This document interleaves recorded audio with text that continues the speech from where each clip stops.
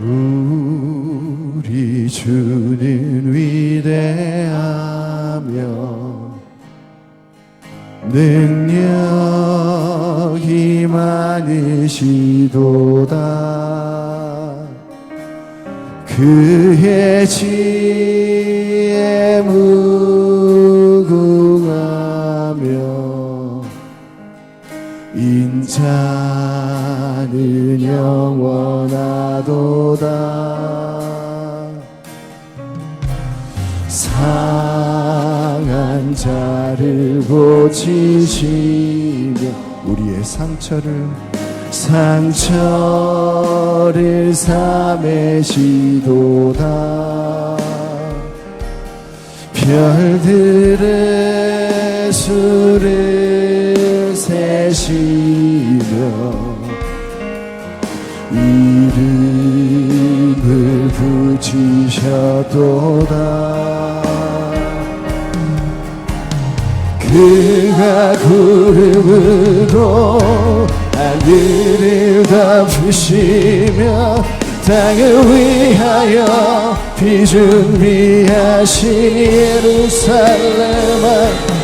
예루살렘아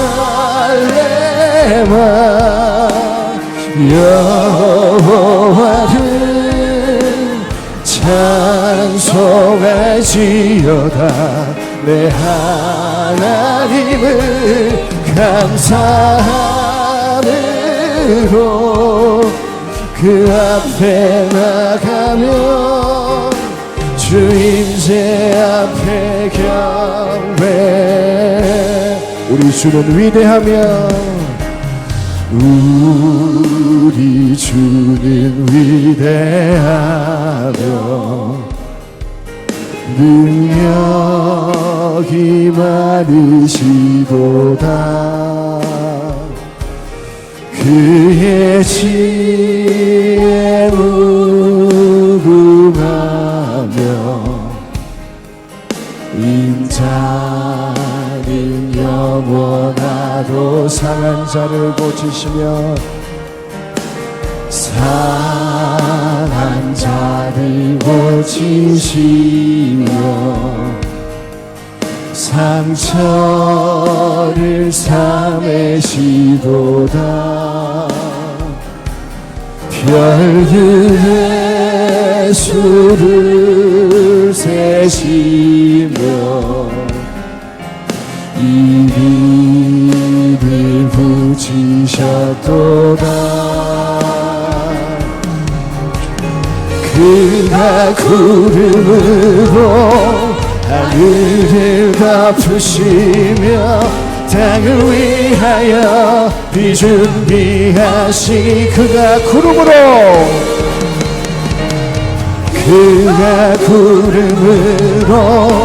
하늘을 덮으시며 땅을 위하여 비준비하시니 예루살렘아 여호와를 찬송할지어다. 내 하나님을 감사함으로 그 앞에 나가며 주 임재 앞에 경배. 예루살렘아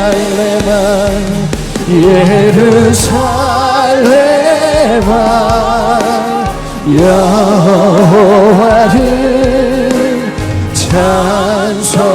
찬송할지어다. 내 하나님을 감사함으로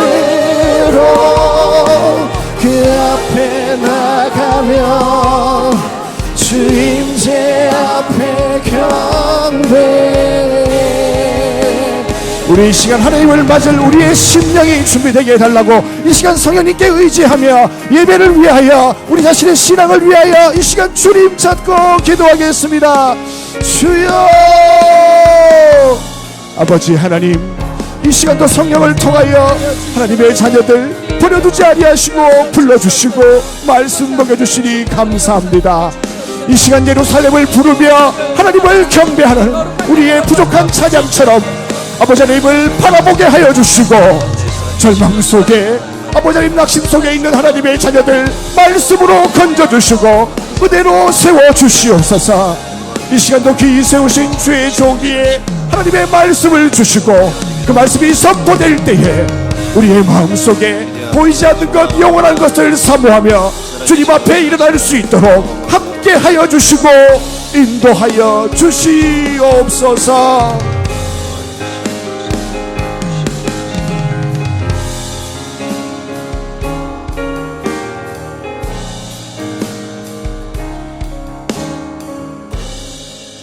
다 같이 일어나셔서 묵도함으로 하나님의 임재 앞으로 나가겠습니다.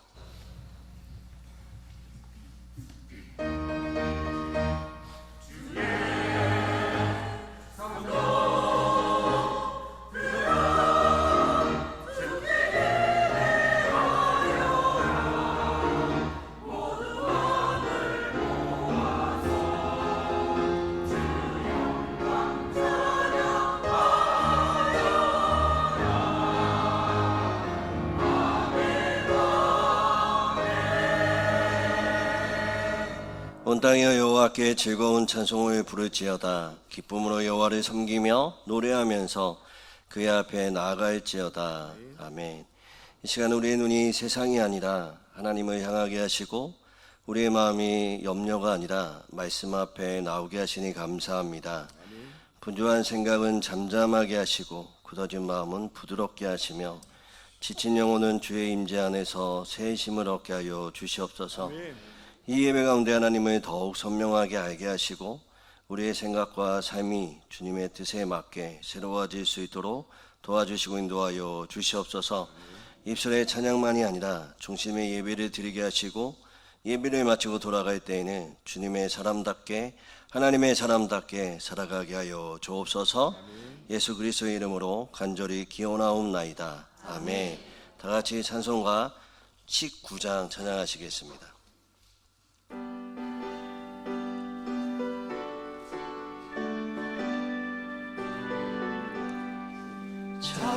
찬송하는 소리 있어 사랑 기뻐하도다.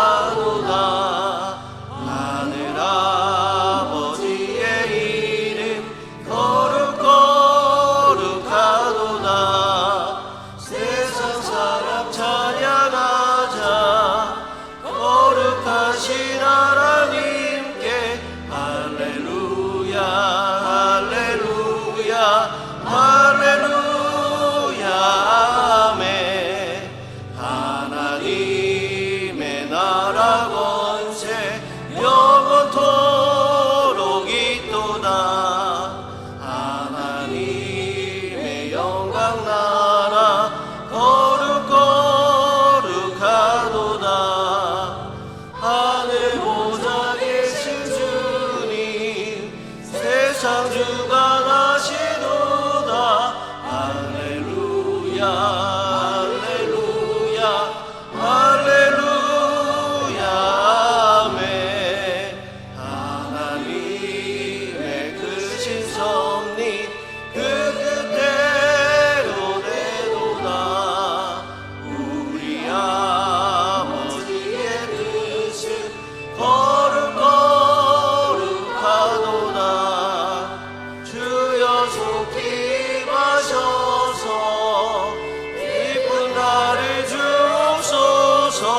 할렐루야 할렐루야 할렐루야 아멘.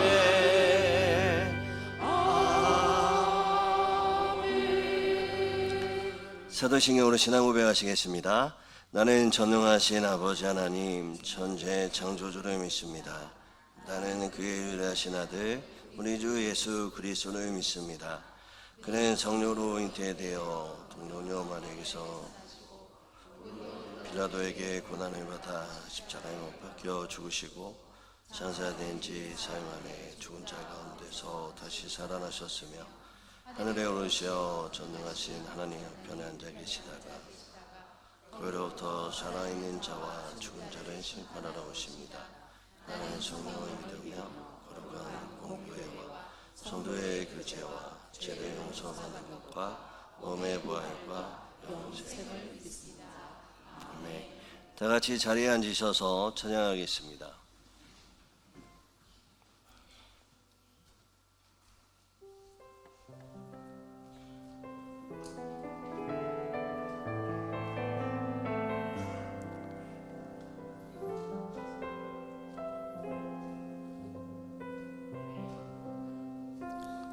아버지 당신의 마음이 있는 곳에 나의 마음이 있기를 원해요. 아버지 당신의 눈물이 고인 곳에 나의 눈물이 고이길 원해요. 아버지 당신이 바라보는 영혼에게 나의 두 눈이 향하길 원해요. 아버지 당신이 울고 있는 어두운 땅에 나의 두 날이 향하길 원해요.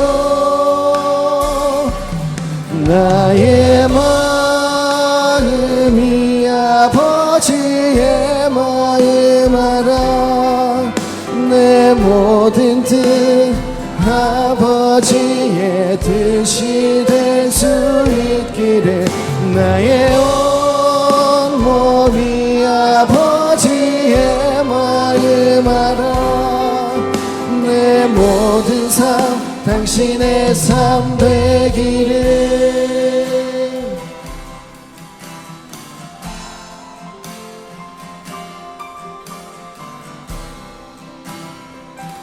아버지 당신이 바라보는 영혼에게 나의 두 눈이 향하길 원해요. 아버지 당신이 울고 있는 어두운 땅에 나의 두 발이 향하길 원해요. 나의 마음이 아버지의 마음 알아. 내 모든 뜻 아버지의 뜻이 될 수 있기를. 나의 온 몸이 아버지의 마음 알아. 내 모든 뜻 당신의 삶 되기를. 나의 마음이 아버지의 마음 알아. 내 모든 뜻 아버지의 뜻이 될 수 있기를. 나의 온 몸이 아버지의 마음 알아. 내 모든 삶 당신의 삶 되. 내 모든 삶, 내 모든 삶 당신의 삶 되기를. 우리 예배를 위해서 정익한 장로님 기도해 주시겠습니다. 은혜로우신 하나님 아버지 감사합니다. 이 좋은 아침에 주님을 찬양하며 경배하는 자리로 불러주시고 온 성도님들이 주님 전에서 영광 올려드리게 하시니 감사합니다. 우리에게 오직 정결한 영을 허락하시고 우리의 이 믿음 위에 신령과 진정으로 예배드리게 하옵소서. 이 기쁨을 온 땅에 전하며 주님의 자녀답게 복된 날을 누리며 살아야 하지만 이 땅에 버리지 못한 육신의 정욕과 이생의 자랑이 많습니다. 남에게 무거운 십자가를 지라고 말하면서 우리들은 십자가를 피해 도망하는 모습을 주님 용서하여 주옵소서. 입술로는 선을 말하지만 행함이 없는 우리를 용서하여 주시고 십자가에 매일 죽어야만 살 수밖에 없는 진리를 우리가 붙잡고 주님을 따르며 순종하는 변화된 삶을 살기 원하오니 주님 도와주시옵소서. 지금 안팎으로 혼란하고 힘든 이 나라를 돌아봅니다. 사회, 문화, 경제 모든 분야에서 어려워지고 미래가 보이지 않습니다. 지금까지 인도하시고 지켜주신 주님을 바라봅니다. 주님의 능력의 손길을 의지하오니 주님이 이 나라를 지키시고 인도하여 주옵소서. 사랑의 하나님, 저희 교회가 담임 목사님의 목회 방침 아래 많은 변화에 도전하고 있습니다. 구습을 버리고 새롭게 거듭나는 말씀을 통하여 우리들도 생각과 행동이 변화하기를 원합니다. 서로 사랑으로 교우 관계가 회복되면 구역이 살아나고 구역이 살아나면 10만 영천 복음화의 사명을 잘 감당할 수 있는 교회 될 수 있음을 믿고 확신하게 역사하여 주옵소서. 70년의 역사를 통해 주님 몸된 성전을 보수하기를 원합니다. 건물은 노후되었고 부속 건물과 식당 보수를 계획하고 있습니다. 주님 몸된 교회가 예쁘고 위생적으로 보수될 수 있도록 허락하여 주옵소서. 오늘 또 우리들은 말씀 앞에 섰습니다. 목사님이 하나님이 주신 말씀 대언하실 때 그 말씀이 살아 역사하는 은혜의 시간 되게 하옵소서. 오늘 또 예배를 위하여 찬양대의 찬양과 주의 전을 청소하고 주방에서 봉사하는 모든 손길들이 있습니다. 사랑으로 섬기는 그 마음에 저 하늘의 영생의 기쁨과 이 땅의 삶 속에서 나누고도 12강조리가 차고도 넘치는 축복이 있게 하옵소서. 못난 소나무가 산을 지키듯이 비록 우리가 신앙의 깊이가 없고 지식이 부족해도 새벽부터 저녁까지 언제나 예배의 자를 지키는 사랑하는 성도님들에게 영천중앙교회의 깊은 뿌리 되게 하셔서 어떤 비바람에도 흔들리지 않게 지켜나가는 성도님들이 다 되게 주님 오래 참는 힘과 능력을 주시고 인도하여 주옵소서. 이제 봄이 왔습니다. 저희 교회와 이 나라에도 봄이 오게 하시고 특히 우리 마음에도 겨울을 지나서 새로운 꽃이 피어나는 기쁨이 가득한 축복의 가정들이 다 되게 하옵소서. 우리를 위해 부활하시고 하나님 우편에서 우리를 위해 간구하시는 거룩하신 예수님의 이름으로 기도드립니다. 아멘.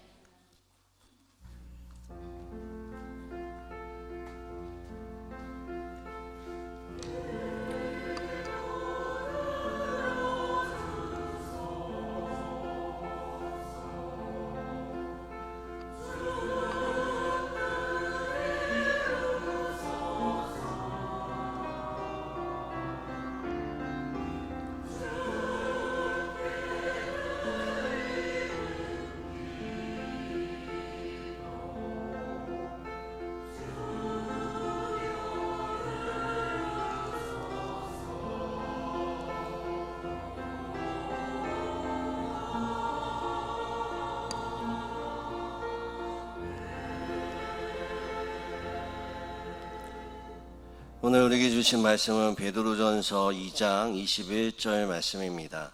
베드로전서 2장 21절 말씀입니다. 오늘의 말씀 한 절이기 때문에 우리 같이 한 몫으로 함께 읽겠습니다. 이제 하나님의 말씀을 봉독합니다. 시작. 이를 위하여 너희가 부르심을 받았으니 그리스도로 너희를 위하여 고난을 받으사 너희에게 본을 끼쳐 그 자취를 따라가게 하려 하셨느니라. 아멘. 이 말씀은 살아계신 하나님의 말씀입니다. 제주도에 사는 이야기, 제주도에 살 때 이야기를 자주 들려드렸는데, 제주도에 살 때 제가 많이 했던 것 중에 하나가 걷기였습니다. 하루에 적게는 한 2만 보, 많게는 한 3만 보를 걸었던 것 같습니다. 한 2만 보 걸을 때는 한 4시간, 그리고 3만 보 걸었을 때는 한 6시간 걸렸던 것 같습니다. 사실은 한 성인 남성 기준으로 한 2만 보는요, 한 3시간 정도면 걸을 수 있는데, 저는 천천히 걸었기 때문에 한 4시간, 6시간 정도 걸었던 것 같습니다. 왜 걸었을까요? 두 가지였습니다. 목적과 이유가, 하나는 제주도의 풍경을 좀 보고 싶었고요. 또 하나는 살 빼고 싶었습니다. 살이 너무 많이 쪄서 살을 좀 빼고 싶었습니다. 여기 와서 그때 뺀 살 다시 쪘습니다. 그랬죠. 근데 이제 걷다가 생각이 좀 많아졌습니다. 생각이 좀 많아졌는데, 어떠한 생각이 많아졌냐면, 인생의 우리의 삶이 이 길과 같다라는 생각이 좀 들었습니다. 인생이 이 길을 가는 것과 같구나라는 생각이 좀 들었습니다. 우리가 시간을 보내는 것이 길을 걸어가는 것, 그것과 같다라는 것이죠. 우리는 그렇게 따져보면 한 주간 우리의 인생길에 열심히 걸어서 오늘 이 시간까지 왔죠. 누군가에겐 빠르게, 누군가에겐 느리게, 또 누군가에는 산을 오르는 것 같이 힘든 시간을 한 주간 보내고 이 자리에 왔는지도 모르겠습니다. 또 누군가에게는 평탄한 들길을 걸어가는 것처럼 평탄한 시간들을 걸어가면서 이 자리에 왔는지도 모르겠습니다. 인생이 길을 가는 것과 같다라는 생각에 머문 것이 아니라 그 하나에 더 생각을 하게 되었는데, 왜 걷는 걸까? 라는 생각을 해봤습니다. 인생의 길을 왜 걷는 걸까? 라는 생각을 좀 한번 해봤습니다. 그냥 달리 말하면 왜 살까요? 왜 사는 걸까? 라는 생각을 철학적으로 좀 한번 해보았습니다. 마지막 생각은 어떠한 생각까지 일어났냐면, 인생의 이 길이 나로부터 시작되지 않지 않았는가라는 생각을 좀 해보았습니다. 그러니까 내 의지나 내 자유로 이 길을 걷고 있는 것이 아니지 않는가라는 것이죠.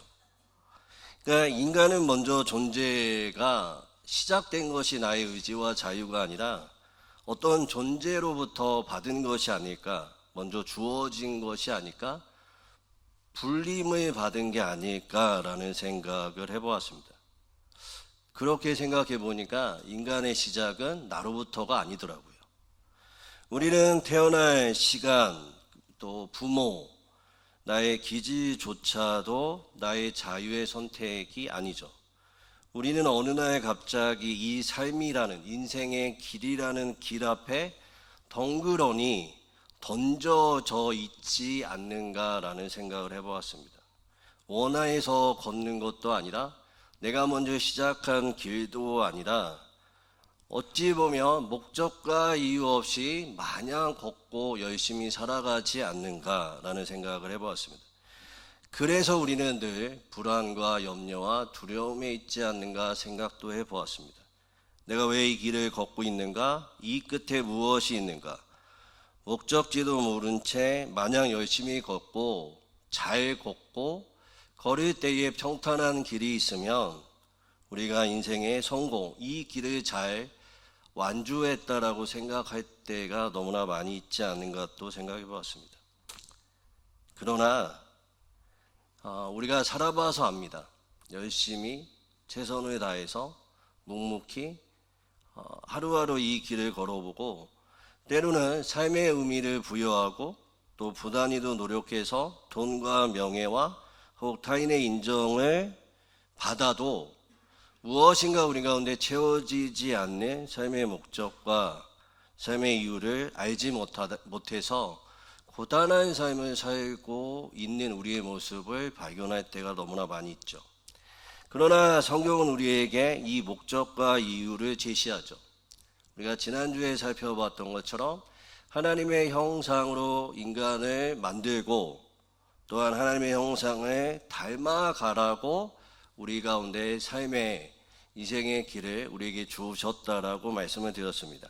하나님은 하나님의 사랑으로 교제하고 타인과 깊은 연결 속에 관계적 존재로 이 길을 걸어가라라고 말씀을 하셨죠. 그러나 그 하나님의 원하시는 길이 무엇으로 인해 우리가 이탈되었을까요? 죄입니다. 잘 아시는 것처럼 죄로 인해서 심지어 하나님께 가는 길조차도 잃어버리고 우리가 걸어가야 할 길의 목적과 이유도 잃어버리게 되는 것이죠. 나를 이 길에 세우신 창조주의 관계가 끊어지고 내 삶의 주관자가 되어버린 내 스스로가 이 길의 주인이 되어버린 그 현실 속에, 그 끔찍한 단절 속에 우리는 여러 가지 아픔과 고난과 힘든 속에 살아갑니다. 하나님은 그럴 때 누구를 보내셨을까요? 잘 아시는 것처럼 예수님을 우리 땅에 보내십니다. 그리고 예수님을 통해서 관계를 회복시키시고 가장 중요한 내가 걸어가야 할 길의 의미와 목적과 이유를 재차 확인시켜 주시죠. 그 길을 따라가라고 말씀하시는 거죠. 예수 그리스도를 통해서 하나님과 우리가 그 관계적으로 하나님 앞에 관계를 맺는 것뿐만 아니라 예수 그리스도가 우리 가운데 길을 보여주시고 그리고 그 길을 따라오라고 말씀하시는 겁니다. 그러니까 예수를 믿는 건 단순히 예수를 믿고 내가 하나님의 자녀와 또한 하나님과 연결되는 것뿐만 아니라 예수 그리스도께서 가신 그 길을 따라서 가는 것까지가 우리가 예수 그리스도를 믿는 것이죠. 예수 그리스도를 그렇게 믿을 때 하나님이 우리 가운데 만드신 하나님의 형상이 회복되고 삶의 목적을 다시 한번 찾을 수 있다라는 것입니다. 여러분, 오늘 이 말씀을 지금 여러분에게 말씀드렸던 이 말씀이 바로 오늘 본문의 말씀이에요. 오늘 본문의 말씀을 같이 한번 읽어보겠습니다. 본문 한번 읽어보겠습니다. 시작.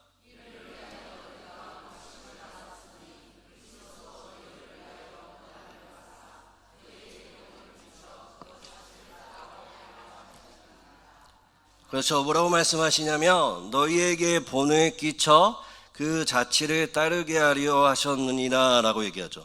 이 본이 뭐냐면 미리 예수님이 안 가본 그 길, 우리가 안 가본 그 길을 먼저 가세요. 그러면 우리 가운데 뭐가 생길까요? 예수님의 발자국이 우리 가운데 보이죠. 그러면 우리가 그 발자국을 따라서 예수님을 따라가는 것입니다. 인생의 길 가운데 허무와 두려움과 염려 가운데 살아가는 우리에게 예수가 오셨죠. 그리고 목적과 이유를 우리에게 주십니다. 하나님의 형상이에요. 하나님 안에 거하고 관계와 사랑 안에 그 공동체 안에 참여하며 사랑을 전하는 자로 우리 가운데에 불어주신 겁니다. 그 길을 우리가 어떻게 가야 하는가? 예수 그리스도를 따라가면 돼요. 예수 그리스도가 가신 그 길을 따라가면 결과적으로 우리가 하나님의 형상을 회복할 수 있다는 것입니다. 그래서 중요한 게 뭐냐면 우리 가운데 하나님과 관계가 회복되는 것만 우리가 초점을 맞추면 안 된다는 거예요. 여러분, 우리가 예수를 믿는다는 건 하나님을 믿는 것이고 하나님과 관계가 된다는 것, 거기서 끝나는 게 아니라 예수가 가신 그 길을 따라가는 거라고요. 그것이 온전한 믿음이에요. 우리가 예수를 따라가지 않는다면 나에게 완전한 믿음이 내 안에, 내 삶 가운데 완전한 믿음으로 살아가지 않는 것이라는 것들을 기억하셔야 합니다. 누가복음 6장 46절에 이렇게 말씀하고 계십니다. 너희가 나를 불러 주여 주여 하면서도 어찌하여 내가 말하는 것을 행하지 아니하느냐라고 말하죠. 야, 너는 나를 믿는다면서 왜 안 따라와? 이거죠. 안 따라오면 안 믿는 거예요. 여러분, 제가 예전에 신방을 참 많이 다녔는데 잊지 못할 가정의 신방이 있었습니다. 어느 집사님이 내 남편과 일찍 사별을 하고 5명의 딸을 혼자 청소로 키우시는 집사님이셨어요. 신방을 하는데요, 집사님이 기도 제목을 내놓는데 넷째 사이가 인사로 온대요. 그러니까 첫째 딸, 둘째 딸, 셋째 딸은 시집을 갔어요. 넷째 딸 시집 보내는 거죠. 그러니까 이제 넷째 딸하고 다섯째 딸과 같이 살았어요. 집이 정말 조그맸습니다. 그런데 이 집사님이 낙심을 하시는 거예요. 왜냐하면 청소하시다가 몸을 다치셨습니다. 그리고 넷째 사이가 집으로 와야 되는데 집이 너무 조그마하고 곰팡이가 쓸고 지저분한 짐들이 너무나 집에 많았어요. 화장실에 들어갔더니 와, 화장실이 정말 소변 보고 대변 보는 거 외에는 다 짐이에요. 넷째 딸, 다섯째 딸의 짐입니다. 그만큼 집이 조그맸습니다. 그 집이 저에게는 신방 이후에 계속 남았어요. 이 이야기를 어느 장로님하고 같이 이야기하다가 장로님이 이런 얘기를 하셨어요. 내가 목사님 인테리어 쪽과 이쪽 업자들을 많이 한다고, 그리고 집사님들 중에 그런 분들이 많이 있다고, 우리 같이 한번 모여서 그 집을 청소해주고 인테리어 해주면 어떨까요? 라고 얘기를 했죠. 좋은 생각이라고 하고 정말 그냥 무료로 돈도 받지 않고 집을 다 고쳐줬습니다. 너무나 집사님이 기뻐하셨어요. 그리고 저에게 찾아오셨어요. 근데 뜻밖의 이야기를 저에게 전해주셨습니다. 첫 번째는 뭐냐면 2가지인데, 자기가 몸이 아프고 또 넷째 사이를 맞이하는데 마음이 너무 아파가지고 극단적인 선택까지 생각을 하셨다고 얘기를 하더라고요. 와, 고쳐주기를 잘했구나라고 생각을 했습니다. 근데 2번째 이야기가 더 뜻밖이었습니다. 뭐라고 얘기하냐면 진짜 예수를 한번 믿어보고 싶다라고 얘기하더라고요. 집사의 직분을 받았어요. 교회를 오래 다녔어요. 그런데 따뜻함을 느꼈던 것 같아요. 집을 고쳐주니. 그러면서 말하는 게 뭐냐면 이제 진짜 예수를 만나고 싶다라는 거죠. 제가 이제 되물었습니다. 예수님 안 믿냐고. 믿는데 어떻게 해야 되는지를 모르겠다라고 얘기하더라고요.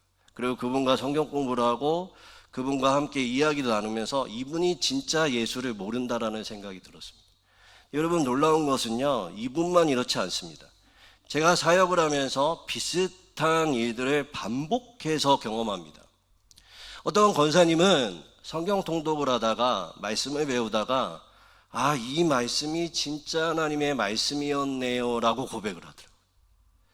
그러니까 하나님의 말씀이라고 생각을 안 한 건지, 아니면 그런 생각을 아예 그냥 없이 교회 일을 하다 권사가 된 건지 모르겠지만 여하튼 그렇게 말씀하시는 분도 봤습니다. 어떤 은퇴 장로님은요, 구원의 확신이 없어서 찾아와서 내가 받은 구원이 진짜인지 아닌지 모르겠다라고 말씀하시는 분도 봤습니다. 그때 제가 분명하게 알게 된 사실은 직분이 영적 수준은 아니라는 것입니다. 직분이 영적 수준은 아니에요. 집사가 되고 권사가 되고 장로가 되고 목사가 되는 건 교회를 그 직분으로 섬기는 것이지 그 직분이 믿음의 수준은 아니에요. 여러분, 제가 설교하고 있고 제가 아는 것들을 하나님이 주신 마음으로 여러분에게 전한다고 제가 여러분보다 믿음이 좋을까요? 아닐 수 있어요. 직분 하나도 맞지 않은 어느 성도님이 저보다 믿음이 더 좋을 수 있다라는 사실입니다. 직분은 수준이 아닙니다. 직분은 하나님을 섬기기 위해 하나님이 주신 것이고, 우리는 날마다 이 직분 속에서 무엇을 경험해야 하는가? 예수를 바로 믿어야 합니다. 예수를 바로 믿는다라는 거 다른 것이 아니라 예수가 가르쳐 주신 하나님의 말씀에 따라 살아가는 것이죠. 그렇지 않으면 여러분 놀라운 게 뭐냐면 예수를 섬긴다라고 말하지만 무신론자일 수 있다라는 것입니다. 여러분 무신론자가 무엇일까요? 두 가지로 나뉘어요. 무신론이. 이론적 무신론이 있고요. 실천적 무신론이 있어요. 이론적 무신론은 뭘까요? 나 하나님 안 믿어. 예수 없어. 성령이 없어 이거예요. 실천적 무신론은 뭘까요? 믿어요. 있다라고 믿어요. 하나님 있어요. 예수님 있어요. 성령님 있어요. 그런데 뭐라고 얘기하는지 아세요? 내 삶에 개입하지 말아요. 이게 실천적 무신론입니다. 이런 사람들에게는요, 하나님의 말씀이 그의 삶에 영향을 미치지 못합니다. 대부분 이런 사람들에게는 개인적, 세속적 성공이 그 사람의 주된 목적인 거죠. 그러니까 여러분, 우리가 예수를 믿는다, 하나님을 섬긴다라고 얘기하지만 예수가 우리에게 원하시는 것들을 따라가지 않으면 실천적 무신론자라니까요. 새신자이고 하나님을 알아가는 자여서 이곳에 와서 예배를 드리시는 분들은 잘하고 계신 거예요. 그러나 이곳에 오셔서 우리가 계속 우리 가운데에 일어나야 하는 일들은 예수 그리스도가 우리에게 가르쳐 주신 그 말씀을 따라 살아가 보는 것입니다. 그렇지 않으면 직분을 맡고 교회를 오래 다니고 교회를 섬겨도 실천적 무신론자로 살아갈 수 있다는 거죠. 여러분, 저는 뼛속까지 기독교 정신과 기독교 세계관으로 살아가는 목사이죠. 근데 제가 절을 방문합니다. 주일마다 절을 방문해요. 그리고 절에 가서 헌금 같은 걸 하고 그 다음에 그 가운데 직분을 맡아요. 그리고 그 가운데에 사람들과 어울려요. 제가 개종한 걸까요? 아니라고요. 개종을 하려면 어떻게 될까요? 기독교를 부인해야 돼요. 그리고 불교가 말하는 정신을 받아들여야 돼요. 그리고 저의 삶 가운데 불교 정신으로 살아갈 때 저의 정체성은 기독교에서 불교로 바뀌어요. 여러분에겐 종교가 있어요. 기독교라고 말하지만 여러분의 종교는 여러분 자신이에요. 여러분의 생각과 여러분의 마음으로 살아가는 여러분의 종교가 있다고요. 교회를 나와요. 봉사를 해요. 직분을 맡아요. 그래도 여러분 가운데 여러분이 가지고 있는 종교, 여러분이 중심이 되어 있는 이 종교를 버리지 않고 예수 그리스도를 따라가지 않으면 여러분의 완전한 기독교가 뭔지, 예수 그리스도를 믿는 게 뭔지 모르는 실천적 무신론자로 살아갈 수밖에 없다라는 것들을 기억하셔야 합니다. 할렐루야. 여러분, 그래서 예수를 어떻게 따라가야 하는가, 예수 그리스도를 내 삶 가운데 어떻게 받아들여야 하는가. 여러분, 예수 그리스도를 따라간다라는 거, 예수님이 어떠한 일을 하셨을까요? 핵심적인 일을 하신 게 세 가지잖아요. 예수님의 삶 가운데 중심이 되었던 것이 세 가지예요. 뭐였을까요? 십자가, 무덤, 부활이에요. 제가 언제 설교했던 것처럼 예수님이 가신 그 길은 십자가, 무덤, 부활입니다. 여러분, 우리가 따라가야 하는 길도 십자가, 무덤, 부활이에요. 그 길을 따라가셔야 합니다. 여러분, 우리의 인생에 서두에도 말씀드렸던 것처럼 우리의 인생의 길이 있죠. 이 길을 정하고 이 길의 목적과 의미를 세우는 가장 근본적인 우리의 영역이 어딜까요? 생각이죠. 우리의 마음이에요. 우리의 삶의 인생의 운전대를 우리의 생각과 마음이 가지고 있죠. 우리가 십자가와 무덤과 부활로 들어가야 되는 건 뭐냐면, 내가 주인 되었던 삶, 내 중심적으로 살았던 삶, 그것을 예수 그리스도가 말씀하시는 말씀 앞에 내 생각과 내 마음을 십자가에 못 박고 어디 단계까지 가야 될까요? 무덤, 완전히 죽는 단계까지 가는 거죠. 그리고 예수 그리스도 안에서 부활의 경험을 살아가는 것입니다. 요나를 한번 생각해 보세요. 요나는 하나님의 사역자였습니다. 하나님이 뭐라고 얘기하죠? 니느웨에 가서 말씀을 전해라 라고 얘기를 했어요.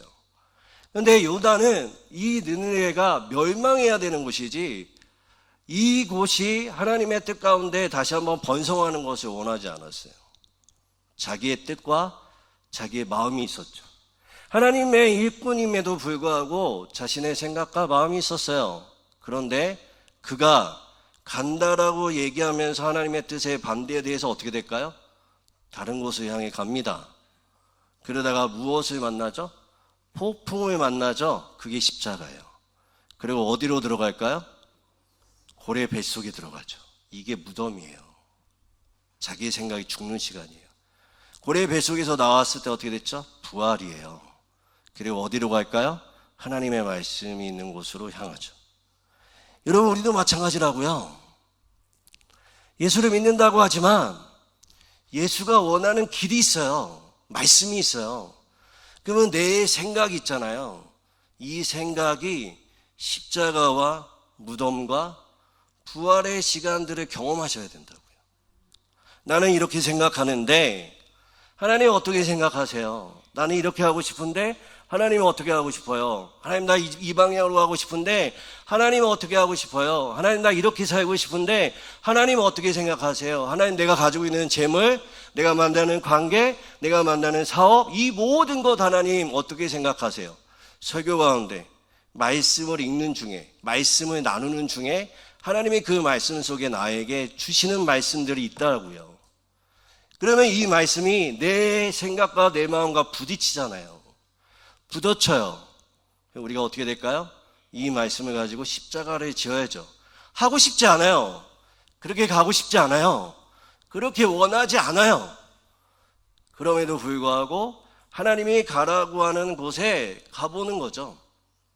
가보는 거예요. 그리고 내 생각을 완전히 죽이고 예수 그리스도가 가신 그 길, 십자가와 무덤의 시간들을 우리가 보내는 거죠. 그럴 때 성령님을 통해서, 다음 주에 배울 성령님을 통해서 내 생각과 내 마음이 아니라 누구의 마음, 하나님의 마음과 하나님의 생각으로 거듭내서 우리의 삶의 현장 가운데 경험하게 되는 것입니다. 할렐루야.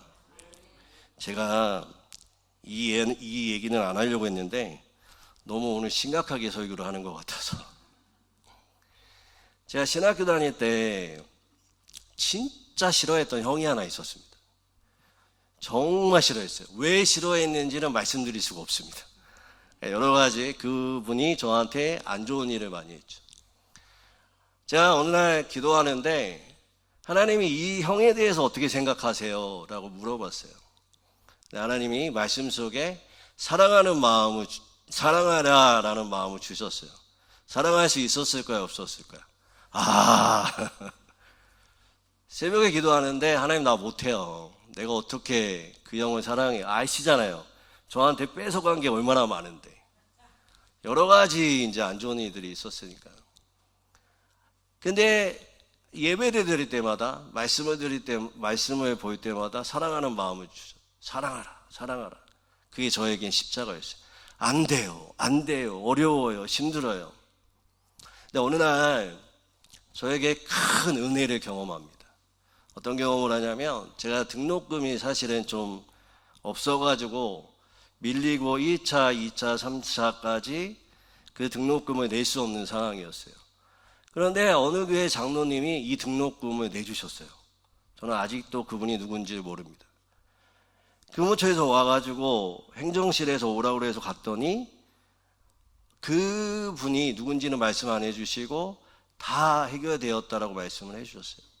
제가요 그 얘기를 듣고 행정실에서 4층인데 내려가는데 얼마나 기쁜지 은혜를 받았잖아요. 제가 말실수를 했어요. 하나님 1층에 누가 지나가든지 내가 그 사람을 안고 사랑한다라고 말하겠습니다 이랬어요. 여러분 이렇게 얘기하면 이제 예상이 되시죠?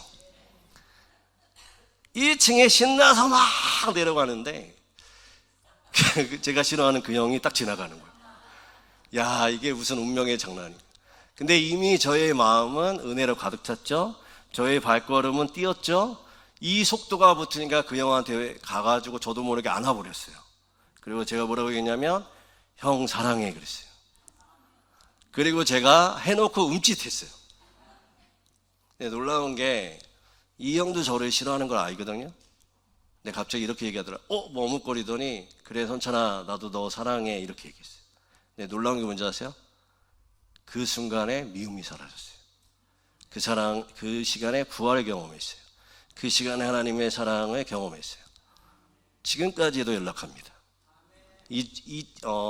제가 교회 사역 가운데 어려운 일 있으면 늘 전화하는 형이 그 형이에요. 여러분, 어찌 보면 우리가 인생을 살아가는 인생길 가운데 아주 선명한 것, 우리가 우리 안에서 늘 생각해야 될 틀이 있습니다.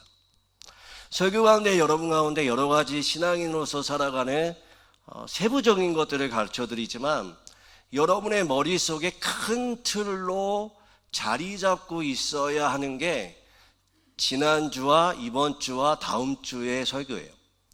하나님과 예수님과 성령님이 우리 가운데 무엇을 하셨는지를 먼저 우리 가운데 큰 틀로 잡으셔야 돼요. 그리고 그 틀 안에서 우리가 세부적인 것들을 배워 나가야 합니다.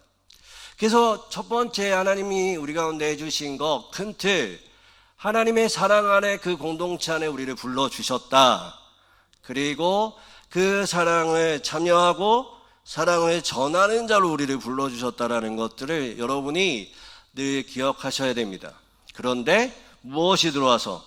죄가 들어와서 우리를 모든 관계가 끊어지고 삶의 목적과 인생의 길 가운데 살아갈 수 없는 자로 우리를 죄가 만들었다는 것들 기억하셨죠. 예수 그리스도가 그래서 다시 오셔서 우리에게 무엇을 행하셨을까요? 이 길을 다시 보여주신 거예요. 하나님과의 나가는 길을 보여주실 뿐만 아니라 우리가 어떻게 살아가야 하는지를 먼저 몸소 가시고 따라오라라고 말씀하시는 거죠. 그것이 십자가와 무덤과 부활입니다. 이걸 날마다 생각하셔야 돼요. 교회 사역할 때마다, 신앙생활 할 때마다 하나님이 나의 삶에 어떠한 목적을 가지고 또한 나는 어떠한 길로 가야 하는지, 그리고 누가 나를 도와줬는지, 이 세 가지를 큰 틀에서 가지셔야 돼요. 그렇지 않으면 여러분의 삶이 내가 누구인지 몰라요. 내가 어디에 서 있는지, 내가 무엇을 해야 되는지 모른다니까요. 우리는 날마다 말씀을 듣고 나누고 이야기하고 암송하고 말씀 속에 우리 가운데 예수님이 걸어가야 하는 길들을 날마다 들어야 한다고요. 그러니까 한 주 동안이 안 돼요. 주일날 와가지고 말씀 듣는다고 끝나는 것이 아니라 월요일부터 토요일까지 여러분은 묵상하셔야 되고 기도하셔야 되고 하나님이 원하시는 그 길 가운데 나가셔야 한다고요. 그리고 이 큰 틀의 정체성을 가지고 살아가셔야 합니다. 여러분의 가정에서, 여러분의 일터에서, 여러분의 교회에서 내가 누구인지를 아셔야 돼요. 하나님이 무엇을 원하시는지, 하나님이 나에게 어떤 뜻이 있는지를 아셔야 한다는 것이죠. 아멘. 설교 중에는 얘기 안 하는데요. 옆 사람한테 한번 얘기해 봅시다. 예수님의 가신 길 끝까지 따라갑시다. 고백하겠습니다.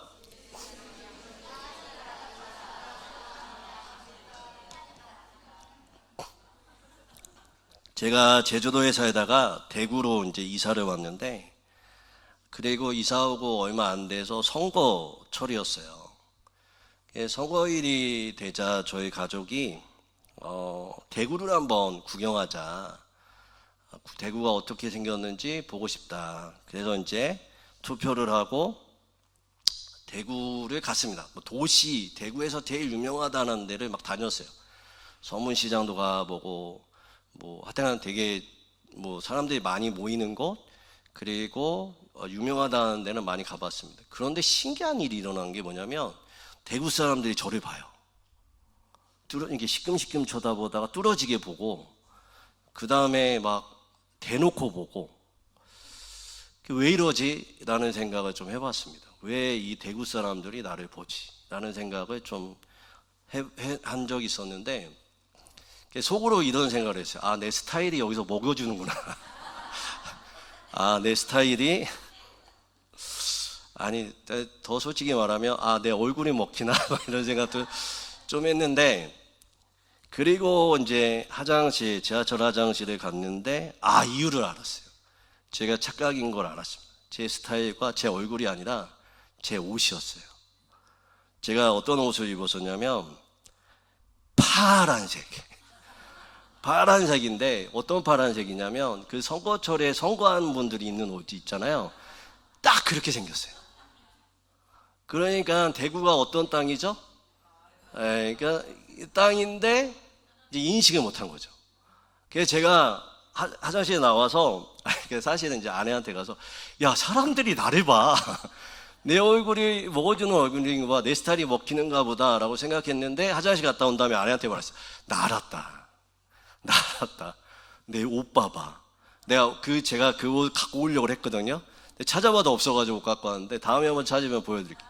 완전 선거철에 그 입는 그 파란색이었어요. 그러면서 제가 뭐라고 얘기했냐면 아내한테 야, 여기 진짜 대구는 무슨 땅이구나. 뭔지 아시겠죠? 제가 사실은 이제 많은 지역에서 살았거든요. 전라도도 살아보고 저는 이제 충청도도 살아보고 경기도도 살아봤는데 대구는 무슨 땅이라는 건 알고 있었는데 중요한 게 뭐냐면 그걸 인식 못했어요. 그리고 파란색 입고 오니 대구 사람들에게 저는 어떻게 보였을까요? 투표날 선거하는 사람처럼 보인 거예요. 저의 정체성을 몰랐죠. 제가 대구에 와서 느낀 게 그래요. 그래서 선거날 되면 제가 파란색을 안 입어요. 빨간색도 안 입어요. 그냥 제가 원하는 것을 입습니다. 제주도에 갔을 때 제가 선거날 빨간 넥타이를 했거든요. 욕먹었어요.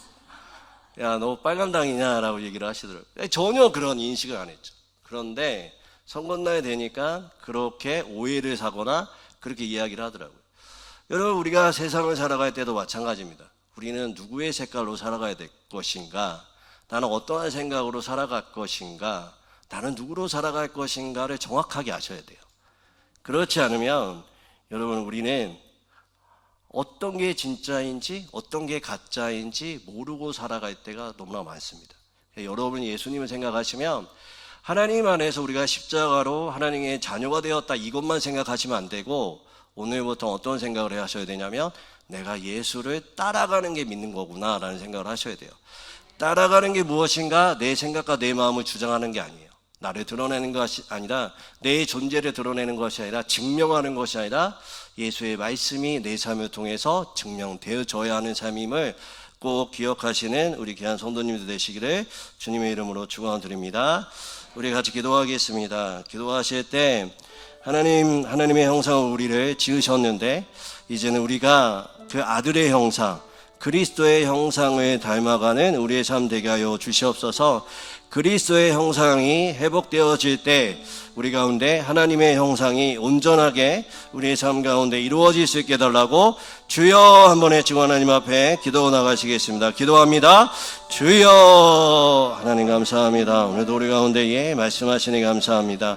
우리의 삶의 기준이 하나님의 형상이 되게 하여 주시고 그 하나님의 형상에 맞춰 우리의 삶 가운데 걸어가신 그 예수 그리스도의 형상을 닮아 우리가 살아가는 자들로 하나님 우리의 삶 가운데 정체성을 바로 알 수 있도록 도와주시고 인도하여 주시옵소서. 죄로 인해서 우리가 끊어졌던 하나님의 형상이 그리스도를 따라감으로 말미암아 그리스도의 형상을 닮아감으로 말미암아 우리 가운데 하나님의 형상이 이루어지는 것처럼 하나님 온전히 우리의 삶 가운데 예수님이 가신 그 길을 따라갈 수 있는 우리의 삶 될 수 있도록 도와주옵소서. 우리의 인생의 길 홀로 두지 아니하시며 우리와 함께 하시는 그 예수 그리스도를 손잡고 살아가는 우리의 인생들 될 수 있도록 도와주시고 인도하여 주시옵소서. 하나님 안에 바라보며 살아가는 우리의 삶 되게 하여 주옵소서. 우리가 그 아들의 형상을 본받게 하기 위하여 예정되어 하나님의 뜻 가운데 나가기를 원하시는 하나님, 또한 갈라디아서 4장 19절의 말씀에 너희 속에 그리스도의 형상이 이루기까지 수고하라라고 말씀하셨던 하나님, 하나님의 형상을 본받는 것, 하나님의 형상을 이루어 나가는 것이 예수 그리스도가 걸어가신 그 십자가와 무덤과 부활인 줄 믿습니다. 우리의 삶 가운데 십자가와 또한 무덤과 부활의 삶을 날마다 우리 가운데 현현될 수 있도록, 하나님 실현될 수 있도록 경험할 수 있게 하여 주셔서 우리의 삶의 원래 목적, 하나님의 형상이 우리 가운데 이루어질 수 있도록 도와주시옵소서. 이제는 예수 그리스도가 하나님과 관계 맺는 것뿐만 아니라 하나님의 형상을 본받기 위해, 나타내기 위해 우리가 그리스도의 형상을 닮아가야 함을, 따라가야 함을 날마다 기억하며 살아가는 우리 귀한 성도님들 될 수 있도록 도와주시옵소서. 감사드리며 예수님의 이름으로 기도드립니다. 우리 말씀 생각하시면서 430장 찬양하시겠습니다.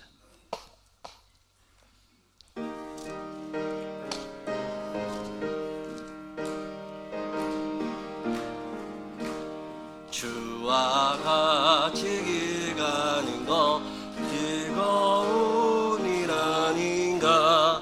우리 주님 걸어가신 발자취를 밟겠네.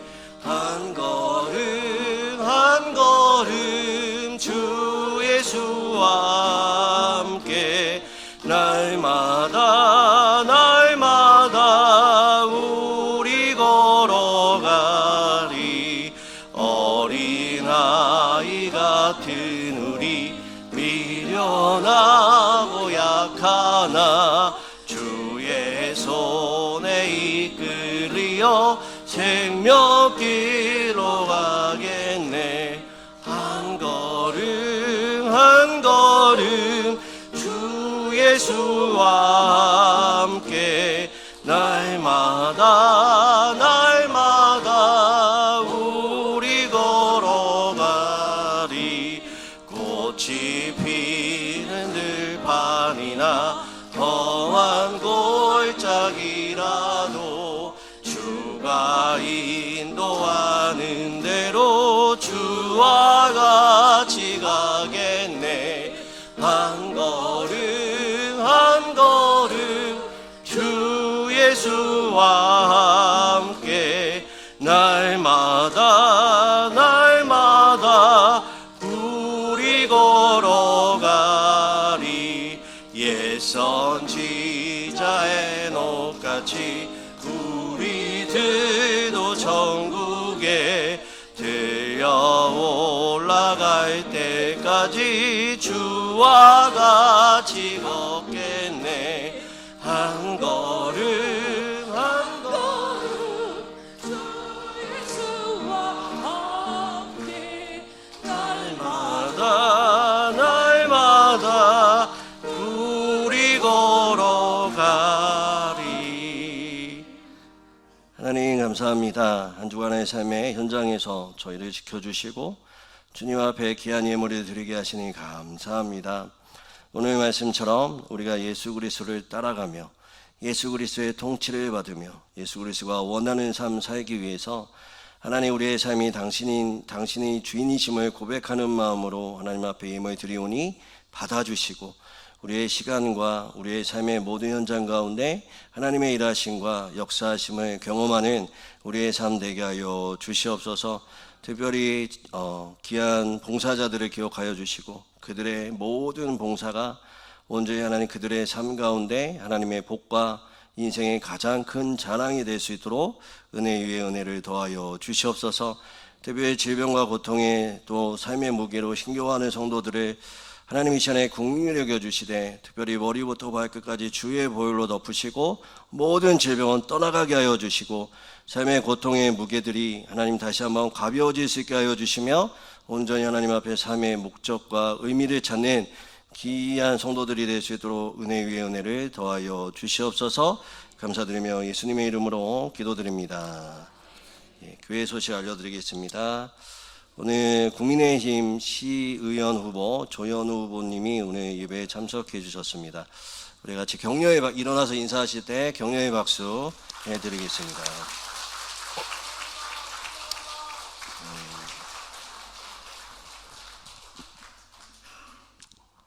저색하고 완전 다른 파란색을 입어가지고 아시겠죠? 예, 그러나 여기는 어디다? 예, 말하지 않겠습니다. 예. 오늘 교육위원회 12시 40분에 청년무실에서 있습니다.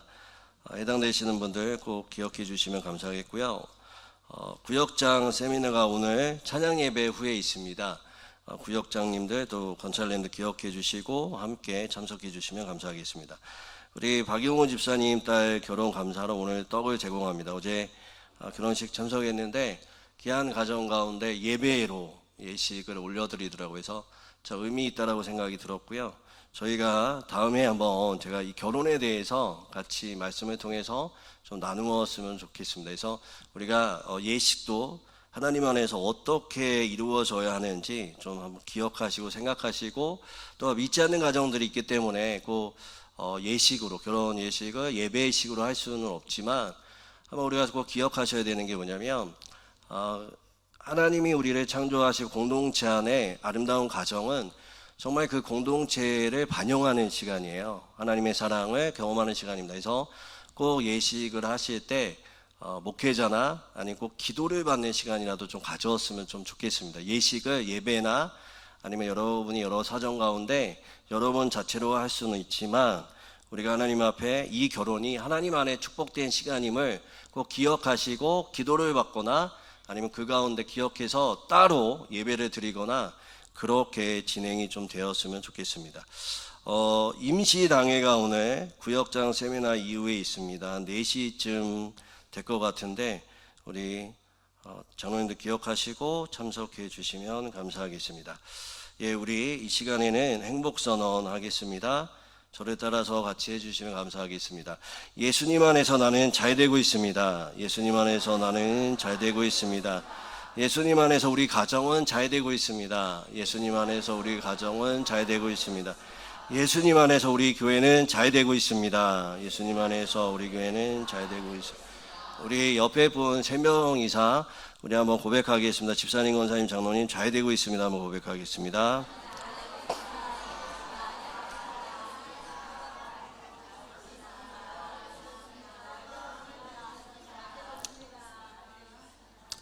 한 주간도 예수님의 뜻 안에서, 말씀 안에서 살아가실 때에 하나님 안에서 십자가와 무덤과 부활을 경험하셔서 내 생각과 내 마음으로 살아가는 것이 아니라 예수님이 우리를 책임져 주시는, 예수님이 우리 가운데 인도하시는, 예수님이 부어주시는 놀라운 역사를 경험하는 우리 귀한 성도님들이 되시길 주님의 이름으로 축원드립니다. 한 주간도 예수님 잘 믿으시고 다음 주에 하나님의 놀라운 역사를 경험하고 오시는 귀한 성도님 되시기를 축복합니다.